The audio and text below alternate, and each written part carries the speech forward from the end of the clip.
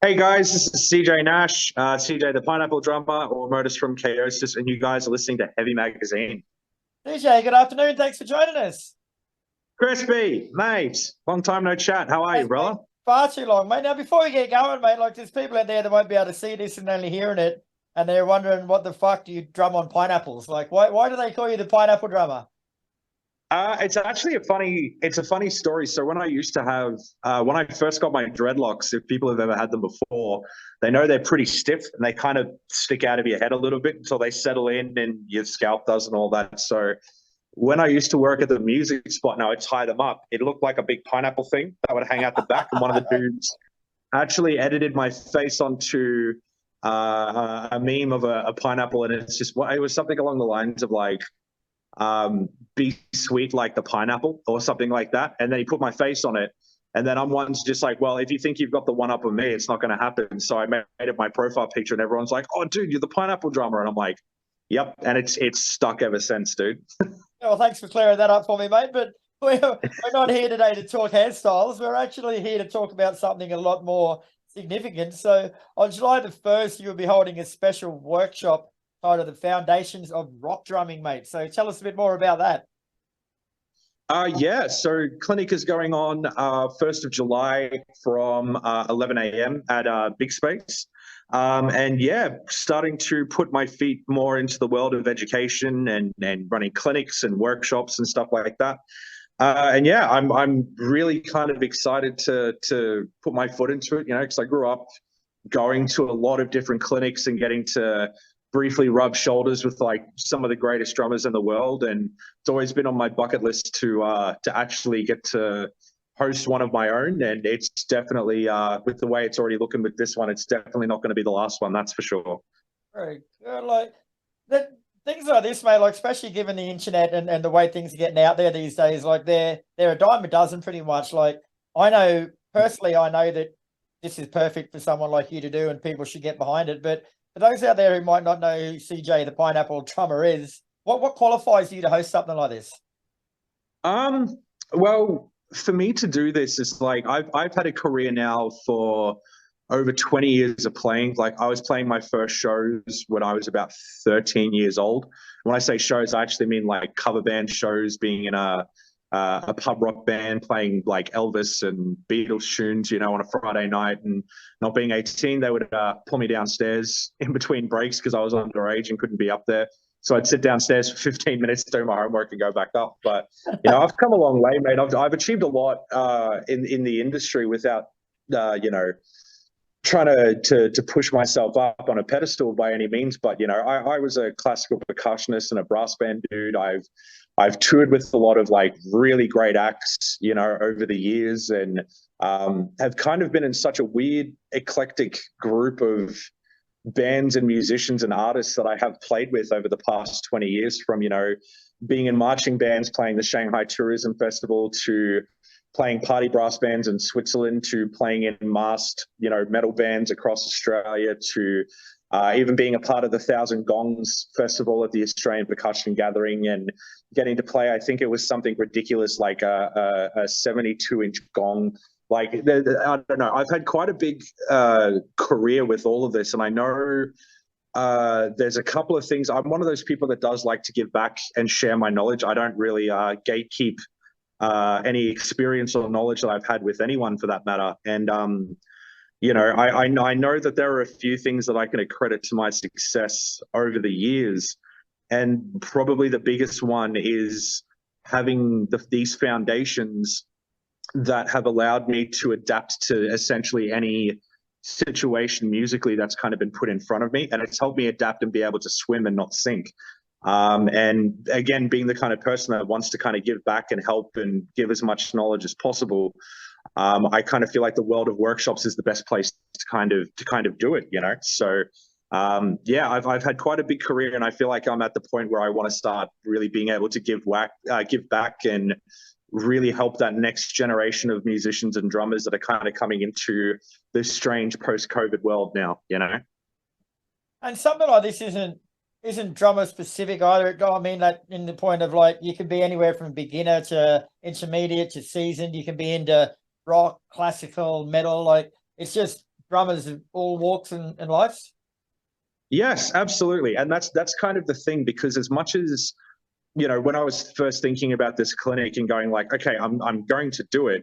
And then I'd already booked the date and announced it. And then before I'd announced it, I was like, all right, everything's kind of locked in. What do I do? I'm like, well, what do I talk about? Because there's so many different things. And I was talking with one of my teachers, Ryan Van Puderoyen, formerly of the Devon Townsend Project, and talking to a lot of other drummer buddies like Grant Collins and Gordon Rittmeister and a few others. And I was like, they kind of they're like, well, go back to what it was like when you listened to and went to these clinics. What was it like? And realistically, the thing for me was giving knowledge and inspiring people. So the thing is, you don't even necessarily have to be a drummer, because a lot of the things that I'm talking about, yes, there's going to be a lot of demonstrations and a bit of performing while it's in there, but the core skill sets for even being a good rock drummer, or just understanding these fundamentals, in my opinion, can be applied to not just music, but to any walk of life. So it doesn't really matter if you're starting off or you're a really seasoned person. You listen to any great musician that's been very successful in their career, the amount of times you hear people say they went back to their basics, and it's that core fundamentals that helps. So that's kind of where I thought it would be a good place to start for me, at least. Yeah. And you sort of touched on this a little bit, bro, but what sorts of things will people take out of coming to a workshop like this? The big thing I think people are going to take away is, yes, a lot of the things that I'm going to be going over are simple, but when you start to get to more complex drumming, or even just playing any instrument for that matter, the thing that I think people are going to take away is that if you can build yourself a core fundamental set of skills, when you do get put into any situation, you can adapt, which I have said.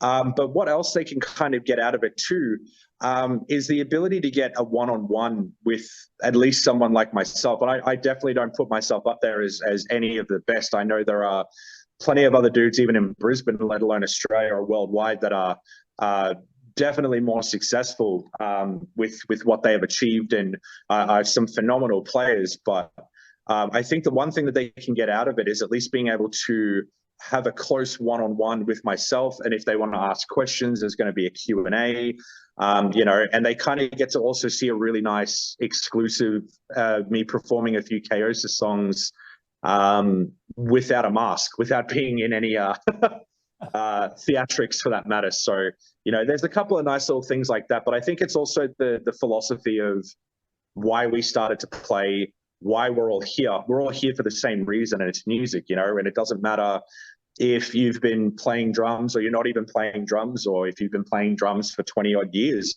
It's the thing of just like, sometimes it's nice to hear it from someone else to remind you of like, this is the reason why we picked up these drumsticks, don't forget that. And even if you're not a drummer, it's like, there's a reason why, if you're a passionate music listener, there's a reason why that's there. And sometimes, especially in the industry, it can get really hard sometimes to keep focus on why we decided to do this in the first place. So it's sometimes some nice gentle reminders, and then people also get an insight to myself as well as to how I've operated, what my mentality is, what my practice routine is, and a lot of the things that's kind of helped me get to the point that I'm in now. I think that raises a good point, bro. Like, success, like whether you're a drummer or any sort of musician, or you're working behind the scenes in management or stuff like that, like, success doesn't necessarily mean fame and popularity in this industry, does it? No. And this is the thing. I have my own podcast that I run called Behind the Break, and occasionally I ask a question towards the end of it. And it was actually inspired by Dave Chappelle, funnily enough. He did a Behind the Actors Studio interview, and he was talking about before he went off to Hollywood for the first time, and he was having a conversation with his dad, and his dad sat him down and he said, well, if you want to be a comedian, you want to be serious about it, what do you define as success? And it wasn't fame or glory or any of that kind of stuff like that. He said, look, if I can earn the same amount of money as my friends, that could be a high school teacher or someone that runs a business, if I can earn the same amount of money doing that, I'm successful. which I thought was really interesting because it then raises the bigger question of how do you define success? And I really think success is defined by, really, to me, about happiness and your comfort levels and who you are. If you want to define success by money or fame, that's great, but in my mind it's kind of fleeting, because if you're not happy doing it, you're miserable, but you got all this money and all of this kind of stuff like that. It's a kind of, in my opinion anyway, it's a very hollow existence to kind of have. So, I think success with this, really, it doesn't matter where you are or what you do. Success is really the pursuit of being better and finding happiness in the process. Very, very good answer, mate. So you've been doing drumming since you were 13 years old now. So by my reckoning, and my arithmetic's never been that good, but that's roughly 42 years. So why is now the right time for you to conduct a workshop like this? The right time. Well, in reality, like I've shifted a lot and done a lot of different things throughout at least the local industry and a few other different things for a while. But really, it's also my focus from the arse end of last year was to really start to do things that I've always wanted to do, and kind of just always sat in the back of my mind and had always kind of made excuses as to why I wouldn't do it. And the time realistically comes now because, we've got this new Metal Mayhem tour coming up with Chaosis and all of that, and when I had kind of walked away from Disgust, I kind of realized at that point that I'd been putting so much time into this one particular thing that I neglected so many other aspects of my life and things that I'd wanted to accomplish. And then, you turn 30 at the same time, you're like, well, there goes my 20s. What am I going to do now? And I kind of realized that all of these things that I'd had these ideas for, I'm like, I haven't done anything to get remotely close to even doing these things. So, it feels like the right time to kind of do it. I've toured enough. I'm still touring a lot, and there's a lot more that's going to be coming. But it's also kind of feeling like my focus is now moving towards building myself up as a separate entity to whatever band that I am affiliated with, and having that, because realistically the end goal is I would love to open up my own drum school, and these are the small little steps that I want to take towards being able to do that. And you sometimes it's just taking that first step is the hardest, but once you do it, it's kind of game on from there. And you can't say that you can accredit anything to it if you don't take that first step, Damn straight, brother. Now, the press release promises a workshop like no other. So can you explain that? What are we expecting? Well, the workshop, with a lot of other drummers that I've seen do it, they predominantly focus on, and just from the ones that I've seen, they do like to do a lot of talking, and they focus a lot on really choppy and technical stuff. And realistically, like, I think it was a while ago, but the era of clinics kind of died off a long time ago. And I mean, realistically, seeing local guys where there are some amazing local dudes that are achieving some great things, I've never really seen them do a clinic, which they should. There's people like Dane, who used to play with Osaka Punch. He now plays with Citadel. Todd Crikey Hansen. Like, these are all dudes, that I would love to see them do a workshop. And the thing of what makes this is, like, it is no other. It is in a really beautiful space in BigNote called Big Space. Not only is it being filmed too, but it's the fact of how intimate this workshop is. When you do see a lot of these other bigger workshops, they're generally either in music stores or they're in like bigger audiences. So it's still intimate to an extent, but I'm literally going to be like 2 meters away from these people. And I'm going into it with a lot of these Q&As that are going to be going on that day too. I'm going into it with 100% honesty policy, even if it gets me in trouble. It will. So, let alone the fact is too, is that there's been a couple of one-off clinics for Dream Symbols who I'm endorsing, and it is helping sponsoring this event as well. This is the first clinic, I think, in the Gold Coast too that they've ever really hosted here. So it's kind of nice to be the first one to kind of tick that off the notch here, So there's a lot, and plus when I say it's like no other, I can say that there will be 2 Chaosis songs from the new album that I will be playing at this workshop as well. Right. Well, just the drum sides of it. You'll be hearing the backing tracks as well. The vocals, unfortunately, not, just because I know there are some people there that aren't going to be into the yelly, yelly, screamy, screamy, which I understand. But yes, it will be just the drums and me playing to the backing tracks of those songs as well. Very nice. And you're also going to be telling stories from throughout your career, mate. So give us an example of one. Oh, well, dude, narrow it, crispy. Let's think of what's something you might want to know about me, or a story or something like that that you don't know about me. I'd actually like to know a bit more about you playing like in the jazz percussion, to be honest. Right. Well, I can tell a really interesting story of when I was 15, I started to get into the brass banding side of things. And basically a brass band is the same as an orchestra, but there's no string instruments like violin and cello, and there's no woodwind instruments like clarinet and flute and all that. It's all like trumpets, trombones, euphoniums, tubas, and then you've got a group of percussionists there. And I was 15. I started with a group called Windsor Brass, which was basically the buddy band to Brisbane Excelsior. And at the time, Brisbane Excelsior was on a huge, like, changing basically the brass band scene in Australia by winning so many back-to-back Australian A-grade championships, which some people will compete for 50 years and never get one of those, you know. So they were short on a percussionist, and they got invited to go over to New Zealand, funnily enough. And they were short one, and I was 16, or it was just about to turn 16 at the time. And they asked me to join it, and I said, yeah. And there's two funny stories that kind of come with it. So long story short, we went over there and competed, and we were the second Australian band to ever go over and win the New Zealand A-grade championships. And those dudes are fiercely competitive with that over there. But I remember that this was a really big lesson that I kind of learned, of that you have to put in the work, you know, to get the results. And I'd been practicing some stuff that we needed and neglected some other stuff. And we had a sectional rehearsal, which is basically like the conductor would just have a rehearsal with the percussion section, or just have a rehearsal with the trombones to go over particular parts. And there was one part I just hadn't practiced, and we were about 3 weeks out from the competition. And I got absolutely destroyed by the conductor. He was a Pommy guy. And just, there's only two people that have ever terrified me in this world, and he's one of them.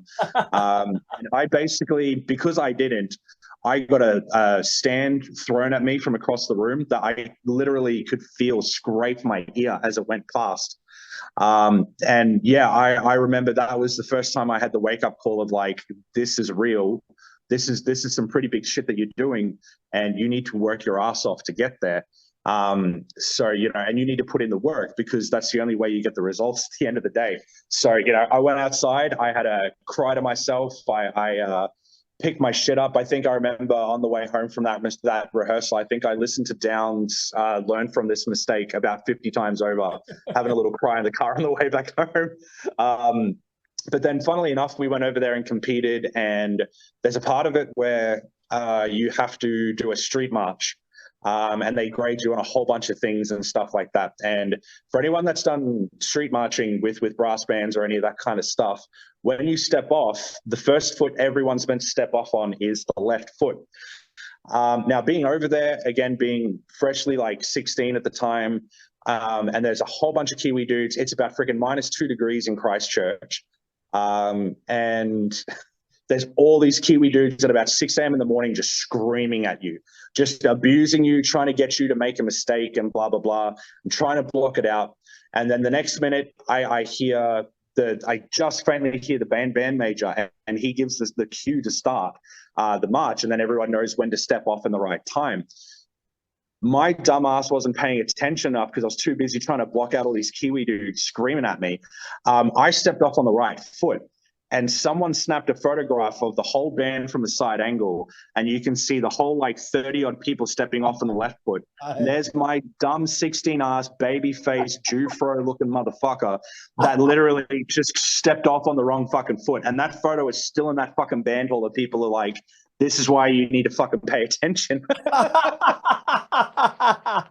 So, you know, I feel like a lot of things I've done in my life have lived as a good example for people to have how not to do things, that's for sure. So, yeah, that's definitely that story. And yeah, we won that. And then the last thing I'll add to that story too is we flew back out.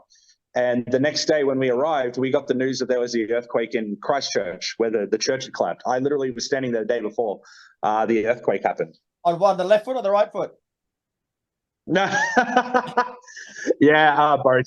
Trust me. At that point, I was just hopping around on 2 fucking feet, eh? Also, I really like the way you did that there too, mate. You turned that around back on me really, really well. So kudos to you. Mate, I've lived and learned with enough conversations with you, mate.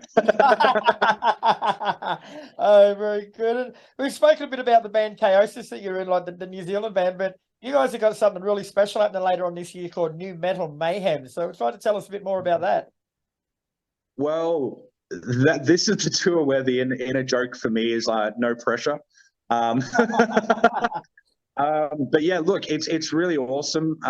Zen has he's really worked his ass off to put together this really special one-off tour in Australia, you know, and not only am I going to be playing with Chaosis, but I'll also be playing drums with Anders as well for the whole mate, feed, kill, repeat thing. And Anders who? You know, people don't know who we're talking about. Anders who? Yeah, well, okay, Anders Kolsefny, if people don't know, was the first singer of Slipknot. He was the dude that was on Mate, Feed, Kill, Repeat, which I always kind of say is the cousin to the first Mr. Bungle album, except it's a lot heavier. It's kind of like the alternative cousin album to that, I guess. But Anders, yeah, it's really special, and it's really awesome to see him getting the recognition that the dude deserves, because that album has held a special place in my heart. And then when Zen or Joel, for that matter, got in touch with me and said, look, I need you to play drums for the Anders set as well. I'm like, yes, done, sold. Like, great. I'm so in for it. So, you know, I know Chaosis are bringing out a couple of new songs for that set as well. And I know Anders and Joel are working really hard to make that show with him really special, so that the fans down here that do get to see it will not only get to experience what it was like to hear that album 27 years ago, but we'll also walk away with a new appreciation for Slipknot and Anders, and be exposed to what the world was like before Corey Taylor joined Slipknot, you know? Fantastic. And that kicks off in November this year, is it? October 10th, I believe, is we start in Sydney. And I fly out, I think, a couple of days before to meet Anders and have a few rehearsals with him. So I'm very excited to meet the guy, and, you know, really sinking my teeth into this material, because, you know, I have to fill Joey Jordison's shoes. And if anyone knows, those shoes are like fucking clown size shoes. So, you know, I got to, and unfortunately, you know what they say about small feet and big feet. So, you know, trying to, I don't know, have a few more vitamins or some shit. You can't get operations for things like that, mate, but we'll leave it at that. Yeah, mate, I'm Mr. Natural, so, you know, I'll find some naturopathic fucking remedy. But yeah, no, in honesty, it's a really good way. It's a really, really nice thing for me too, because it's, you know, I've always really respected Joey's playing, and learning these songs has been a really nice refresher that actually made me realize how huge an influence he's actually been on my playing. And I'm really excited to go out there and dedicate these shows to Joey and Paul as well, because, you know, it's kind of fitting as well, because the day I turned 18 was the day that Paul Gray died too. So it's kind of a lot of full circle moments, and being able to show my love as a fan of that band since God knows how long, to be able to show my respects in this way is just the ultimate way for me to be able to do it. So it's not an opportunity I'm sitting on lightly, that's for sure. No, man, that sounds like a fantastic tour. But back to the foundations of rock drumming, mate. We'll close off with this. Like, where can people find out more information and get tickets? We know she's on July the 1st at BigNote Productions, but where else can people find out more? Well, we've only got a couple of tickets left, so if you want to get onto it, please do. You can get onto it through my social media pages. You can just type in CJ the Pineapple Drummer on Facebook or Instagram. You'll find the links in the bios or in heaps of the posts. That'll take you to Eventbrite.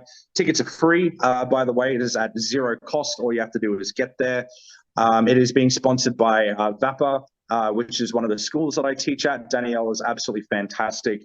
Also being sponsored by Riffs and Licks. So a big shout out to Ryan as well for backing the event. We're also going to have a little Dream Cymbals tasting thing for any of the drummers that want to go test out some of the Dream Cymbals and perhaps buy a couple.